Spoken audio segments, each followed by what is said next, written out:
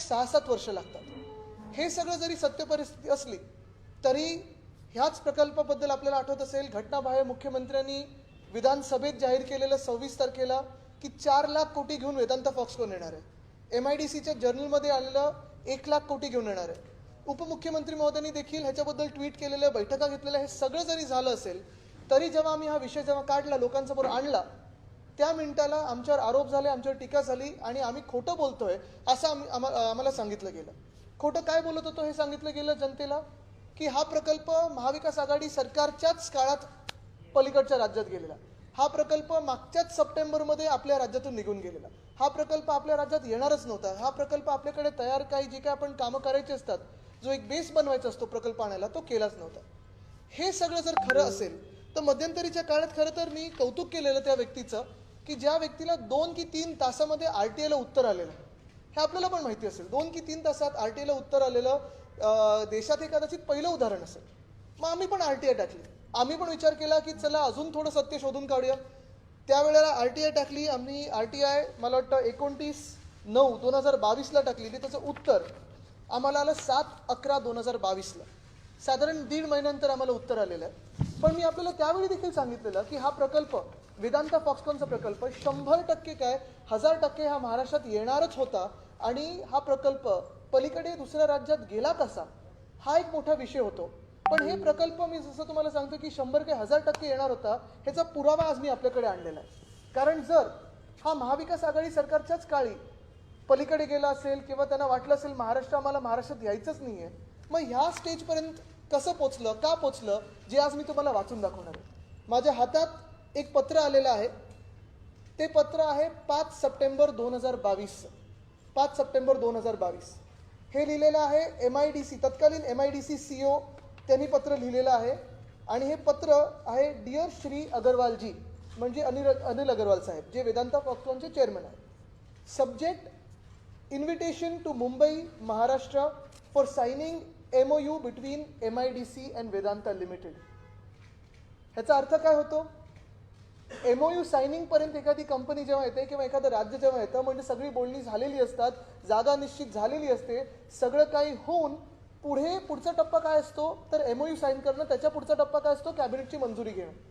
पण तुम्ही हे बघा, मी हे सतत सांगत आलेलो आहे की हे खोके सरकार जे आहे हे खोटे सरकार आहे, सतत खोटं बोलत आलेली आहे, आश्वासनं देत आलेली आहे। म्हणजे तुम्ही दहीहंडीची आमची पथकं असतील त्यांना पण खोटं आश्वासन दिलं की आम्ही इन्शुरन्स देऊ, आम्ही खेळाचा दर्जा देऊ, पण हे सगळं न होता तसंच आश्वासन एक खोटं हे आम्हाला दिलेलं, हाऊसमध्ये देखील सांगितलेलं आणि नंतर सांगितलं असं झालंच नाही, तो मी नव्हेच। पण आज बघा, हे पत्र मी तुम्हाला वाचून दाखवतो आणि मग पुन्हा मराठीत देखील सांगणार आहे। हे पत्र असं आहे, subject invitation to Mumbai Maharashtra for signing MOU between MIDC and Vedanta limited. Warmest greetings from Maharashtra Industrial Development Corporation, Government of Maharashtra. In reference to invitation letter shared by Maharashtra's Honorable Chief Minister, Shri Eknath Shinde, on 26 July 2022 and to subsequent in-person meeting on 29th August 2022 with Maharashtra's Honorable Deputy Chief Minister Shri Devendra Fadnavis, we are happy to extend the current offer under consideration for Vedanta's Fab City as mentioned below. मग त्यांनी त्याचे जे काही offer आहे, मग attractive capital subsidy असेल, best in class power supply at reasonable rate असेल, robust land subsidy at Talegaon phase 4 Pune, one of South Asia's most premier investment destinations असेल, अश्युरन्स ऑफ सबसिडाइज चार्जेस असेल, हे सगळं होऊन शेवटचं परत 2 पॅरेग्राफ महत्त्वाचे आहेत। In order to move forward, I invite you and your team from Vedanta Foxconn and Avance Trade to indicate a convenient time and date for an MOU signing ceremony in Mumbai followed by a short joint press conference. तुम्हाला आलेलं का invite press कॉन्फरन्सचं? नाही आलं, कारण ही MOU ceremony झालीच नाही। त्याच्यात पुढे लिहिलं आहे की the event will feature the highest decision makers from the political and state leadership in the state and we believe is an essential next step in ensuring a seamless cabinet approval. We also believe the MOU will form a strong basis for Government of India to favorably approve the project. I look forward to your earliest confirmation and looking forward to meet you with warm regards. आता हे जे पत्र आहे हे मी त्यावेळी 2-3दा आपल्यासमोर आणलेलं सांगत होतो, पण माझ्याकडे हे पत्र त्यावेळी हातात नव्हतं, पण मला हे त्याच हे जे खोके सरकार आहे त्याच्यात आमचे पण काही अजूनही असे लोक आहेत जे पर्याय नसल्यामुळे तिथे बसलेले आहेत. त्याच लोकांनी आम्हाला सांगितलं हे की असं असं झालेलं आहे. पण याच्यात 2-3 महत्त्वाचे मुद्दे असे आहेत. एक, पहिली गोष्ट म्हणजे 26 जुलैचं तर आपल्या सर्वांना माहिती आहे, ते मंत्रालयातच बैठक झालेली. पण ही जी दुसरी बैठक ह्या पत्रात लिहिलेली आहे, 29 ऑगस्ट 2022 देवेंद्र फडणवीस साहेबांबरोबर, ही बैठक कुठे होती, कशाबद्दल होती, ती ह्याच राज्यात वेदांता फॉक्सकॉन ठेवण्यासाठी होती की गुजरातमध्ये पाठवण्यासाठी होती? ह्या बैठकीबद्दल घटनाबाह्य मुख्यमंत्र्यांना माहिती होतं का? त्यांना सांगितलं गेलं होतं का? त्यांना ब्रीफ केलं होतं का? हे 2-3 महत्त्वाचे जसे प्रश्न आहेत, तसा दुसरा महत्त्वाचा प्रश्न आहे की जेव्हा सांगितलं जातं की वेदांता फॉक्सकॉन हा प्रकल्प आमच्या महाराष्ट्रात येणारच नव्हता, हा प्रकल्प महाविकास आघाडी सरकारनेच बाहेर पळवला होता, हा प्रकल्प आधीच निघून गेलेला, हे सगळं झाल्यानंतर जर हा प्रकल्प येणारच नव्हता, मग हे पत्र MOU सायनिंग सेरेमनीसाठी पाठवलंच कसं? हा मोठा विषय आज बनतो. आणि म्हणून खोटं आमचे उद्योगमंत्री बोलत आहेत का, खोटं आमचे उपमुख्यमंत्री बोलत आहेत का, घटनाबाह्य मुख्यमंत्री तर बोलतच नाही, जणू काही माहितीच नाहीये. आणि आज पुन्हा एकदा मी चॅलेंज देते त्यांना, घटनाबाह्य मुख्यमंत्र्यांना, कारण मला ते इतरांकडून उत्तर अपेक्षितच नाहीये. ज्यांना ह्या विषयावर काही माहिती नाही त्यांनी बोलूच नाही, त्यांच्याकडून उत्तर अपेक्षितच नाहीये. कारण ते गोंधळ काय करतात, फॉक्सकॉन आणि वेदांता फॉक्सकॉन, मग इथे जाणार की तिथे जाणार, ह्याच्यात जायचंच नाही मला थेट मी आज पुन्हा एकदा चॅलेंज देते घटनाबाह्य मुख्यमंत्र्यांना की मीडियासमोर त्यांनी माझ्यासोबत 1-on-1 डिबेट करावं की वेदांता फॉक्सकॉन असेल, मेडिकल डिव्हाइस पार्क असेल, बल्क ड्रग पार्क असेल, रिन्युएबल एनर्जी इक्विपमेंट पार्क असेल, हे सगळे आपल्या राज्यातून गेलंच कसं ह्याच्यावर चॅलेंज करावं. कारण इतर लोक नुसतं आरोप करतात. जसं मध्यंतरीच्या काळात एक आरोप झाला की टाटाचे एक उच्च अधिकारी ज्यांनी सांगितलं की महाराष्ट्रात येण्यासारखं वातावरण नाही, त्यांचं नाव अजून कळलेलं नाहीये, कोण कधी बोललं कळलेलं नाहीये. हे आरोप प्रत्यारोप ठीक आहेत, हे सगळं होऊ शकतं, घाणेरडं राजकारण चालू शकतं. पण दुसऱ्या बाजूला महाराष्ट्राला पुढे नेण्याची जी जबाबदारी आहे ती आपल्या हातात, घटनाबाह्य सरकार जरी बसलं असेल तरी आत्ता तरी आहे, सध्या काळी आहे.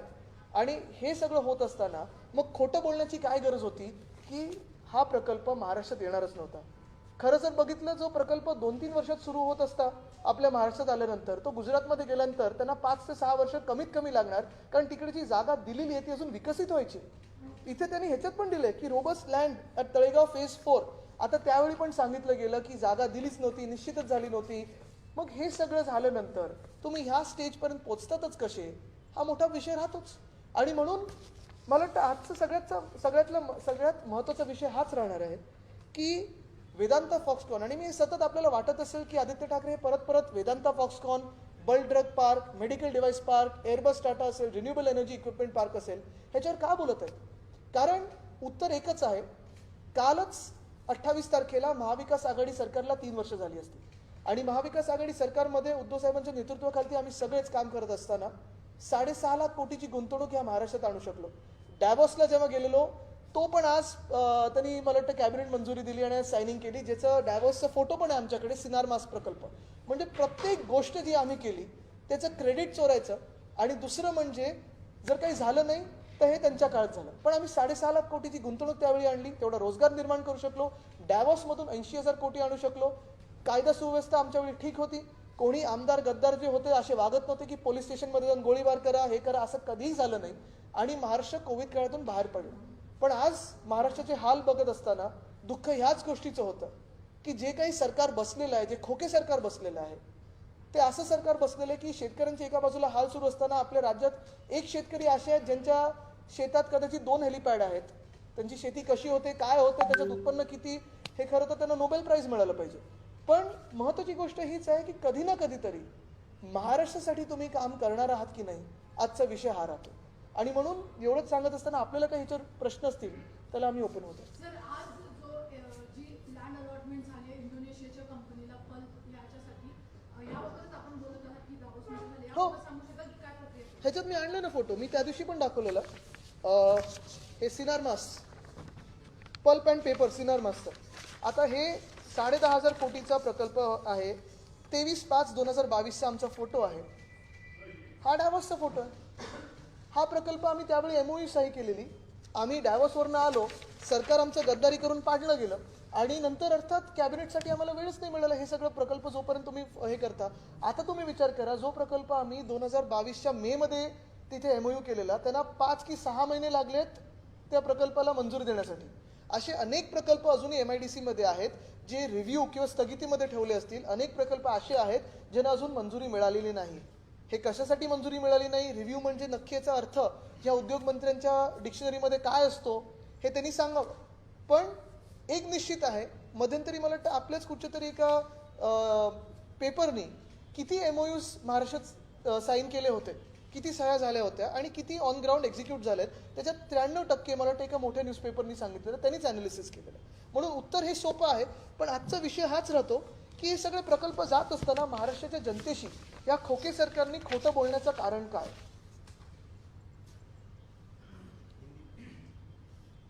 सवाल पूछे जवाब नहीं, आप सवाल पूछिए हिंदी में. ये आरोप लगाया जा रहा था कि आरटीआई जी. सरकार ये कह रही थी कि हमने प्रोजेक्ट एमबीए के काल में गया था उसको वापस लेने के लिए हमने प्रयास किए, बाद में जो भी डॉक्यूमेंट्स आए उसको हवाले से करे थे. आपके पास क्या जानकारी है? यही जानकारी है. अगर आप देखें तो ये RTI से आज हमें प्राप्त हुआ है.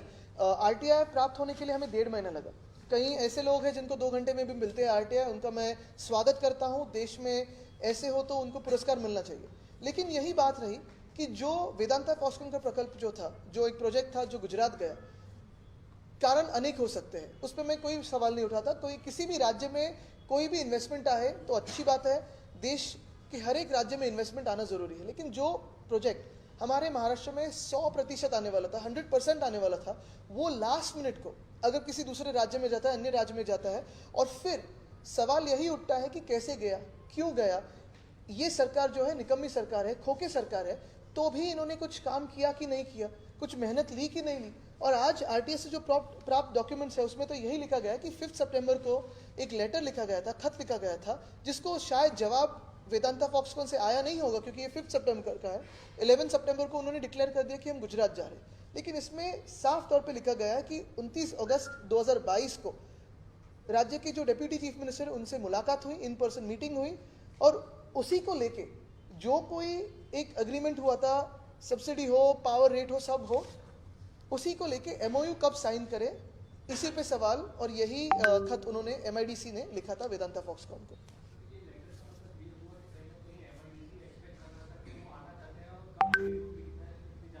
ये लेटर का यही मायने रखते हैं कि MIDC को एक ये भरोसा था कि ये प्रोजेक्ट हमारे राज्य में आने वाला है.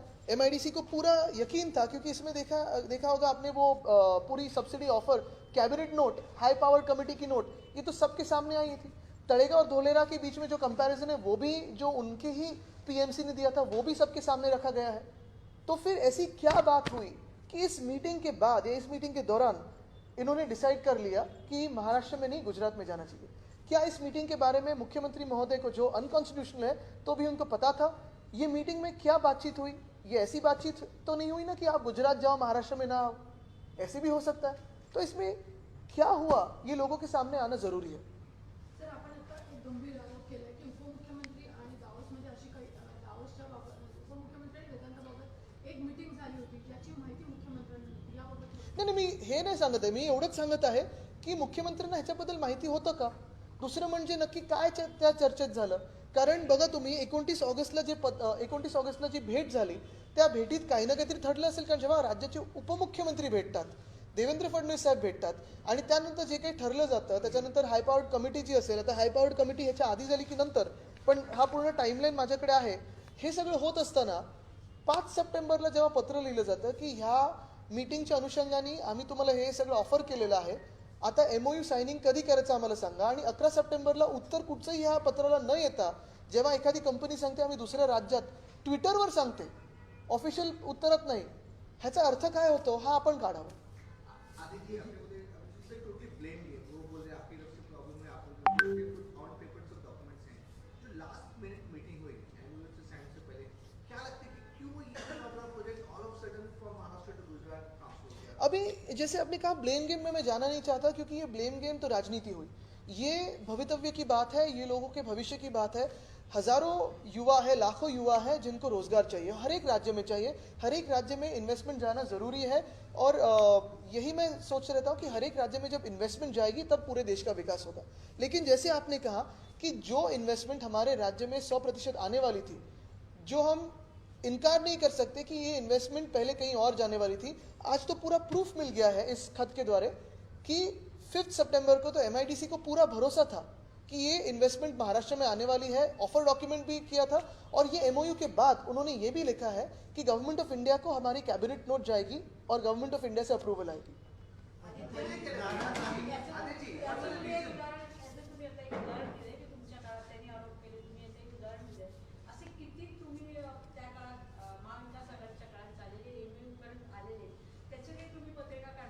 आम्ही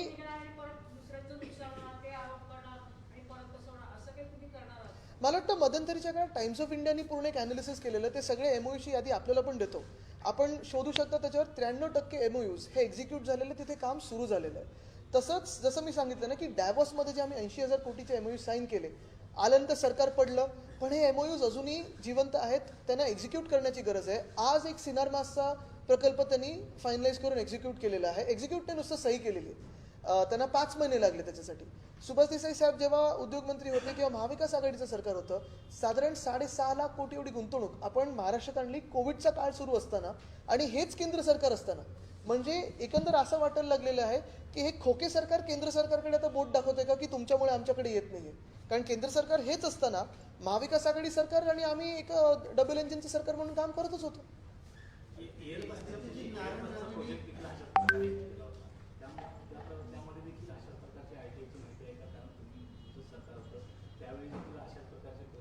आता त्याच्यात RTIच्या माहितीपेक्षा मला वाटतं ज्यांनी आरोप केलेला की ज्या उच्च अधिकाऱ्यांनी टाटाच्या इथे येण्यासारखं वातावरण नाही आहे, सरकार बदलल्यानंतर वातावरण तुम्ही केलंच असेल तर का नाही आणलं, ते कोण होते हे सांगायला पाहिजे. आणि म्हणून मी सांगितलं ना की आता कोणी दुसरं, कारण काय उद्योग मंत्री त्या क्षेत्रात बघतच नाहीत, लक्ष नाही आहे, हे आपल्याला सर्वांना कळलेलं आहे. एका मागोमाग एक निघून जात आहेत. 2 लाख कोटीपेक्षा 10,000 किंवा 2,000 कोटी मोठे कसे हे आम्हाला कळतच नाही आहे. पण हे जरी असलं तरी वेळ हीच आलेली आहे की प्रेस समोर घटनाबाह्य मुख्यमंत्र्यांनी माझ्यासोबत डिबेट करावी की हे उद्योग आपल्या राज्यातून का जातात. सॉरी हां नारायण राणेंनी आज जसं सांगितलं उद्योगाबाबत की महाराष्ट्र जे 85% साक्षरता आहे, मात्र मातोश्रीमध्ये नाही, माझे मुद्दे खोडून टाका असे आव्हानही त्यांनी. ते 16 वर्ष तर ह्याच मुद्द्यावर आहेत. त्यांनी MSMEचं फुल फॉर्म सांगावं, मी सोडून दिलं.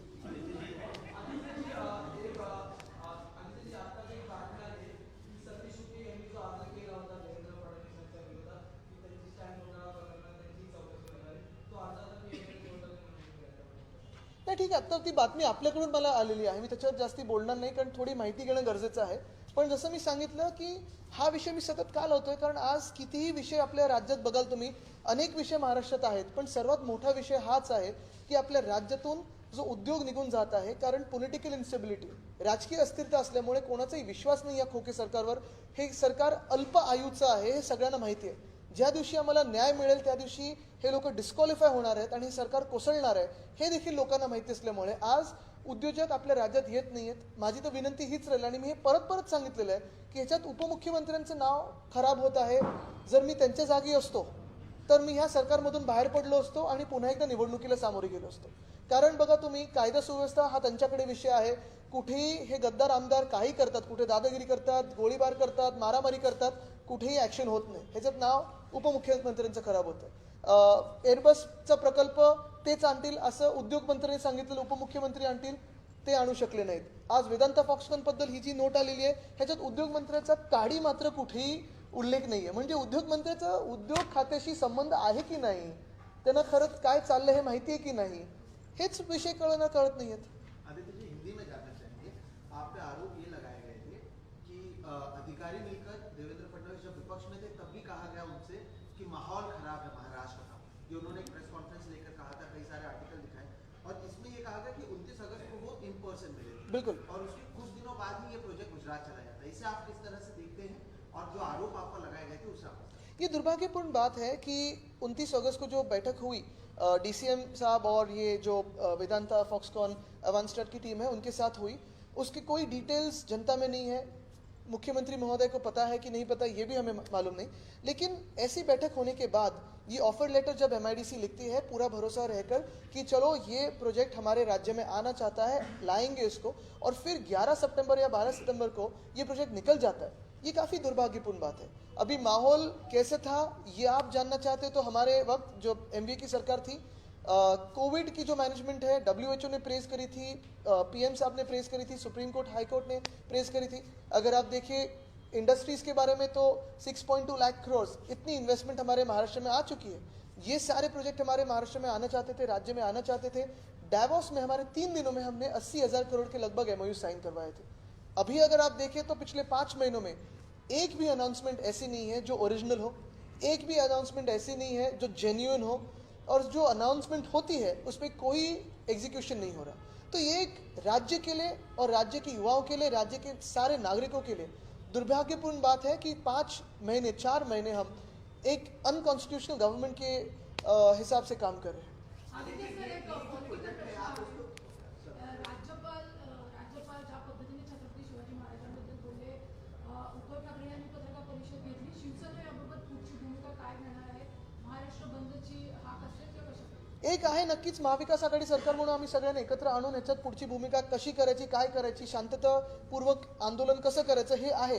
पण एक मला तुम्ही सांगा, तुम्ही नागरिक कुठच्याही राज्याचे असाल, तुम्ही कोणाचेही मतदार असाल, जेव्हा छत्रपती शिवाजी महाराजांबद्दल असे वक्तव्य एकदा नाही दुसऱ्यांदा तिसऱ्यांदा उच्चारले जातात तेव्हा तुम्हाला राग येत नाही का? जेव्हा महात्मा फुलेंबद्दल किंवा सावित्रीबाई फुलेंबद्दल असं कोणी बोलतात तेव्हा तुम्हाला राग येत नाही का? जेव्हा मराठी माणसाबद्दल, आणि नुसतं मराठी नाही, दुसऱ्या राज्यामध्ये जाऊन कुठचेही गव्हर्नर असे काही वक्तव्य स्थानिक लोकांबद्दल, भूमिपुत्रांबद्दल म्हणाले, केंद्र सरकार किंवा राष्ट्रपती महोदयांना यांना पदमुक्त करण्यासारखं वाटत नाही का? हा एक विषय राहतो. ठीक आहे, आमच्या भावना असतील, पण मग तुम्ही सत्ताधारी पक्ष म्हणून भावना नाही आहेत, मुख्यमंत्री म्हणून अजून काही बोलले नाहीत. खरं जर आपण बघितलं तर राज्यपाल महोदय कधी मुख्यमंत्र्यांना पेढा भरवत नाहीत, असे हे राज्यपाल यांनी पेढा भरवला.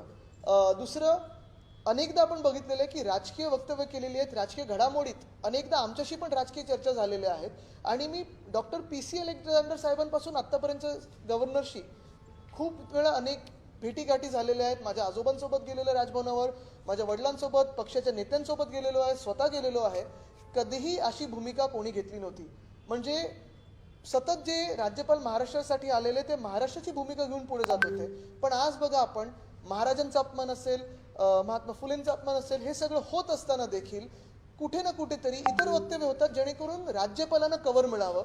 पण राज्यपाल पदमुक्त का करत नाहीयेत अजूनही उत्तर आलेलं नाही. आणि मग ह्याच्या मागे महाराष्ट्राचं प्लॅन्ड खच्चीकरण चाललंय का? एक आपण बघाल तर इकॉनॉमिक आयसोलेशन चाललंय, म्हणजे सगळे जे प्रोजेक्ट्स आहेत ते बाहेर न्या.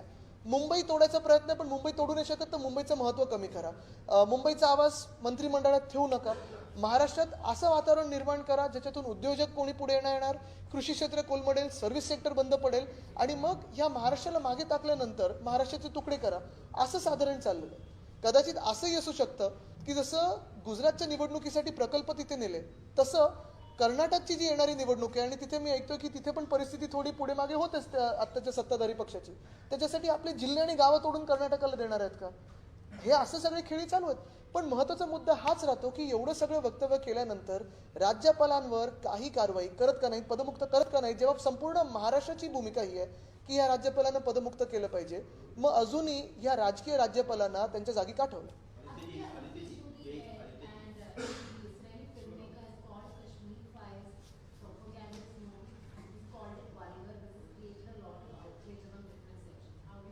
I don't know. I don't want to respond to that, but one thing I definitely want to respond to is anybody looking at the real plight of Kashmiri Pandits even today in Kashmir? They're crying out for help. A lot of their voices are being blocked out. I think in the last 2-3 months you've seen a couple of attacks on the people who wanted transfers from their places, and yet they're being attacked and not heard. I think that is a more important and relevant question than a film festival. यही बात मुझे बताइए कि जो film के director है उन्होंने भी बयान किया है, उन्होंने कहा है कि भारत के लोग ही इसको कश्मीर के खिलाफ, मतलब कश्मीर विरोधी लोग या आतंकी जो भाषा बोलते हैं उस तरह की भाषा बोलते हैं उसको सपोर्ट कर रहे हैं. नहीं, मैं उसमें नहीं जाना चाहता. सिर्फ एक ही बात है कि जो कश्मीरी पंडित अभी भी कश्मीर में, जम्मू में या उसी इलाके में रहते होंगे, उनकी आवाज़ कोई सुन रहा है कि नहीं? क्योंकि हर बार मैं सुनता रहता हूँ, देखते रहता हूँ आप ही के न्यूज़ चैनल्स पे कि 2-3 बार अभी जो अटैक्स हुए उन पे, उनकी अलग अलग मांगे हैं लेकिन कोई सुन रहा नहीं है, और यही बात दुर्भाग्यपूर्ण है. सर, राज ठाकरेंची जी सभा झाली त्यामध्ये त्यांनी उद्धव ठाकरे यांच्या तब्येतीविषयी देखील म्हटलं की एक जे काळ होता जेव्हा आजार सांगून घरात बसले, आणि आता बघा की शिंदे मुलं बाहेर पडल्यावर कसे फिरतायत? नाही, मला वाटतं ह्या विषयावर मला काहीच बोलायचं नाही. परिवार म्हणून आमच्या ज्या हे ऐकून दुःख आहे किंवा वेदना आहेत त्याच्यावर मी न बोललेलं बरं आहे. मला वाटतं त्याच्यात माझे संस्कार दिसून येतील. कारण मला आईवडिलांनी नेहमी सांगितलं की अशा ठीक आहे, आता ज्यांना त्यांना बोलायचं असेल तर जाऊ दे. ते आम्हाला दुःख वेगळं झालेलं आहे ते ऐकून, पण आम्ही त्याच्यात जाणार नाही. म्हणजे आपल्याला आठवत असेल त्यावेळी आजोबांचं जेवण पण त्यांनीच काढलेलं. मला त्याच्यात काही जायचं नाही. ते आम्ही काही दुःख आमची गिळत जातो ती वेगळी गोष्ट आहे.